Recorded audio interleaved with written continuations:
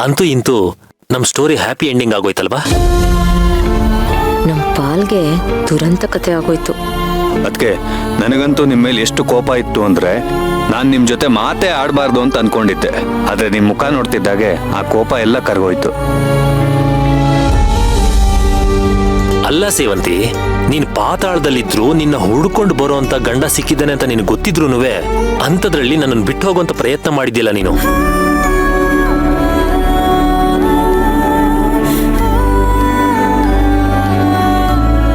ಇಷ್ಟರಲ್ಲೇ ಮಗು ಬಾಯಿಂದ ಅಮ್ಮ ಅಂತ ಕರ್ಸ್ಕೋತೀಯ. ಇಷ್ಟು ಮಾತಾಡಿದ್ರು ಮಾತಾಡ್ತಿಲ್ವಲ್ಲ ಇವಳು, ಯಾವ ಯೋಚನೆ ಮುಳುಗೋಗಿದ್ದಾಳೆ? ಅನುಮಾನ ಬೇಡ. ನಿನ್ ತಾಯ್ತನ ಜಾಗೃತಿಯಾಗಿ ನೀನ್ ಸಂತೋಷ ಪಡೋ ಸಮಯ ಹತ್ರದಲ್ಲೇ ಇದೆ.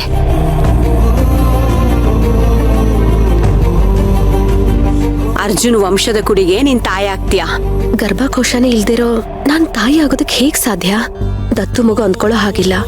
ಯಾಕಂದ್ರೆ ಅದು ಅರ್ಜುನ್ ಸರ್ ವಂಶಕ್ಕೆ ಸೇರಿರೋ ಮಗುನೇ ಆಗಿರುತ್ತೆ ಅಂತ ಹೇಳಿದ್ದಾರೆ. ನನಗೆ ಗರ್ಭಕೋಶ ಇಲ್ಲ. ಹಾಗಿದ್ಮೇಲೆ ನನ್ನ ಅಮ್ಮ ಅನ್ನೋ ಮಗು ಅರ್ಜುನ್ ಸರ್ ಮಗು ಆಗೋದಕ್ಕೆ ಹೇಗ್ ಸಾಧ್ಯ? ನನಗೇನು ಅರ್ಥನೇ ಆಗ್ತಾ ಇಲ್ಲ. ಎಲ್ಲ ಗೊಂದಲ ಆಗ್ತಿದ್ಯಲ್ಲ. ಅರ್ಜುನ್ ಸರ್ ಹೆಂಡತಿ ಅನಿಸ್ಕೊಂಡಿರೋ ನನಗೆ ಮಕ್ಕಳಾಗಲ್ಲ ಅಂದ್ಮೇಲೆ ನಾನ್ ಹೆರ್ದೆ ಅರ್ಜುನ್ ಸರ್ ತಂದೆ ಆಗೋದಕ್ಕೆ ಹೇಗ್ ಸಾಧ್ಯ?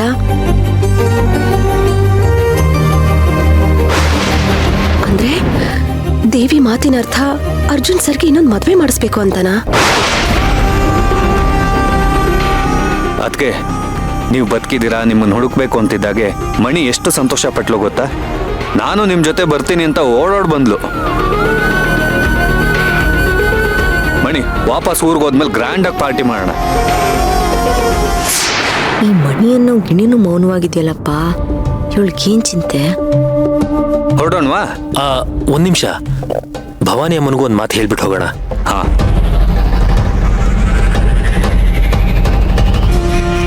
ಸತ್ಯ ಅನ್ನೋದು ಬೂದಿ ಮುಚ್ಚಿದ ಕೆಂಡ. ಅದನ್ನ ತುಂಬಾ ದಿನ ಮುಚ್ಚಿಡಕ್ಕಾಗಲ್ಲ. ನಿನ್ನ ನಿಜವಾದ ಮುಖ ಜಗತ್ತಿಗೆ ಗೊತ್ತಾಗತ್ತೆ. ಸೇವಂತಿ ಮಗು ಆದಷ್ಟು ಬೇಗ ಅವಳ ಕೈ ಸೇರತ್ತೆ. ಅಂದ್ರೆ ಸೇವಂತಿ ಮಗು ಬದುಕಿದ್ಯಾ? ಅಥವಾ ಈ ಭವಾನಿ ನನ್ನ ಗೂಬೆ ಮಾಡ್ತಾ ಇದ್ದಾಳ? ಸಾಯೋ ಅಂತ ಹೊಟ್ಟೆ ನೋವನ್ನ ಬರೀ ತೀರ್ಥದಿಂದ ವಾಸಿ ಮಾಡಿದ್ಲು. ಅಂದ್ರೆ ಅವಳಲ್ಲಿ ನಿಜವಾಗ್ಲೂ ಯಾವುದೋ ಶಕ್ತಿ ಇದೆ. ಅವಳು ಹೇಳಿದಾಳೆ ಅಂದ್ಮೇಲೆ ಅದು ನಿಜಾನೇ ಇರುತ್ತೆ. ಅಂದ್ರೆ ಅವಳ ಮಗುನ ಕೊಂದಿದ್ದು ನಾನೇ ಅನ್ನೋ ಸತ್ಯ ಎಲ್ರಿಗೂ ಗೊತ್ತಾಗ್ಬಿಡುತ್ತಾ? ಏ ಪ್ರಿಯಾ, ಏನಾಯ್ತೆ? ಏನಿಲ್ಲ ಚಿಕ್ಕಿ. ಅಮ್ಮ ಬಂದ್ರು. ಅಮ್ಮ, ನಾವೀಗ ಹೋಗಿ ಬರ್ತೀವಿ. ಹೋಗ್ಬಿಟ್ ಬನ್ನಿ, ಒಳ್ಳೇದಾಗ್ಲಿ.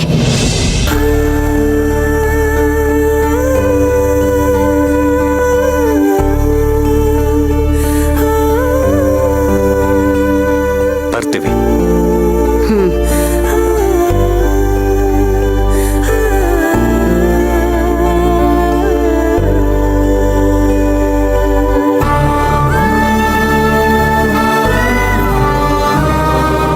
ಸತ್ಯಯುಗವಾಗ್ಲಿ, ದ್ವಾಪರ ಯುಗ ಆಗ್ಲಿ, ಕಲಿಯುಗ ಆಗ್ಲಿ, ಭಕ್ತರು ಕೂಗೋ ಅಮ್ಮ ಅನ್ನೋ ಕರೆಗೆ ಆ ದೇವಿ ಬಂದೇ ಬರ್ತಾಳೆ.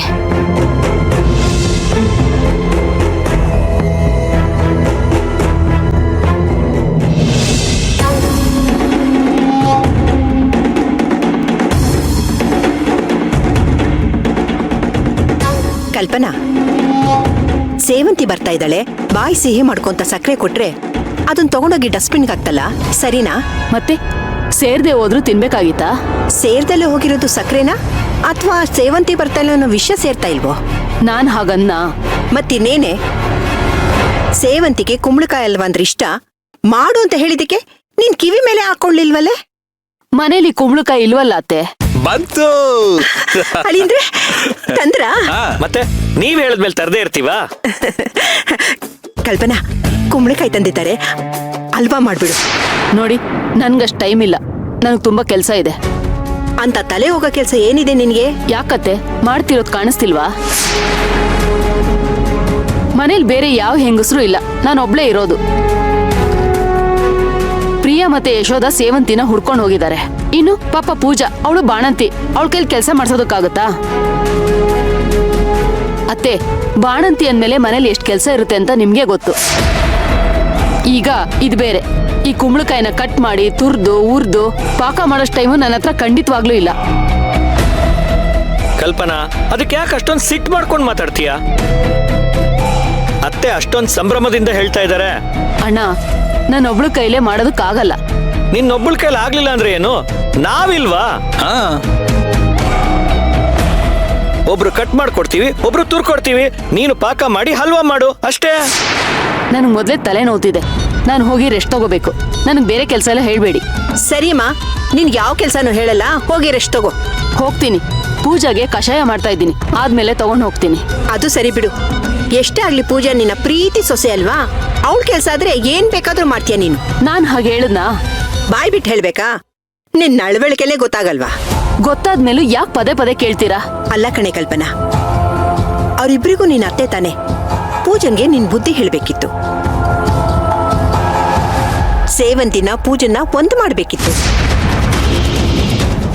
ಅದನ್ ಬಿಟ್ಟು ನೀನೇ ಏನಂತ ಹೇಳ್ಬೇಕಾಗಿತ್ತು? ನೀನ್ ಮಗು ಸಾಯಿಸಿದ್ರು ಪರವಾಗಿಲ್ಲ, ಅದ್ ಯಾವ್ದೋ ಮನ್ಸಲ್ಲಿ ಇಟ್ಕೋಬೇಡ ಅಂತ ಹೇಳ್ಬೇಕಾಗಿತ್ತಾ? ನೋಡು, ಸೇವಂತಿ ಪೂಜನ್ ಮಗುನ ಸಾಯಿಸಿಲ್ಲ. ನೋಡಿ ಅತ್ತೆ, ಮಾತಾಡಿದ್ದನ್ನೇ ಮತ್ತೆ ಮತ್ತೆ ಮಾತಾಡೋದಕ್ಕೆ ನನ್ನ ಹತ್ರ ಟೈಮ್ ಇಲ್ಲ. ಈ ಸೇವಂತಿ ಗಲಾಟೆಲಿ ಪಾಪ ಪೂಜನ್ ಕಡೆ ಗಮನ ಕೊಡಕ್ ಆಗ್ಲೇ ಇಲ್ಲ. ನಾನ್ ಪೂಜನ್ ಬಾಣಂತನ ಚೆನ್ನಾಗಿ ಮಾಡ್ತೀನಿ ಅನ್ನೋ ನಂಬಿಕೆಲೆ ಪೂಜನ್ ತಾಯಿ ಬಿಟ್ಟೋಗಿದ್ದು. ಈಗ ನಾನು ಅವ್ರ ನಂಬಿಕೆನ ಉಳಿಸ್ಕೋಬೇಕು. ಅದು ಸರಿ ಬಿಡು.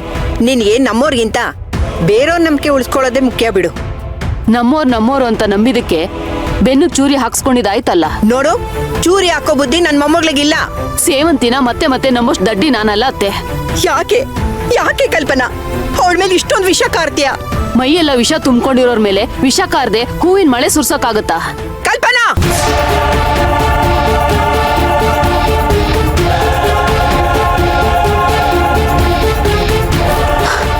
ನಿಜ ಹೇಳ್ಬೇಕು ಅಂದ್ರೆ ನನ್ಗೊಳ್ ಮುಖ ನೋಡಕ್ಕೂ ಇಷ್ಟ ಇಲ್ಲ. ಅಷ್ಟೇ ಯಾಕೆ, ಅವಳು ವಾಪಸ್ ಈ ಮನೆಗೆ ಬರಬಾರ್ದು ಅಂತ ಎಲ್ಲಾ ದೇವ್ರಿಗೂ ಹರಕೆ ಹೊತ್ತಿದ್ದಾಯ್ತು. ದರಿದ್ರದವಳು ಯಾಕಾದ್ರೂ ಬರ್ತಿದ್ದಾಳು. ಥು.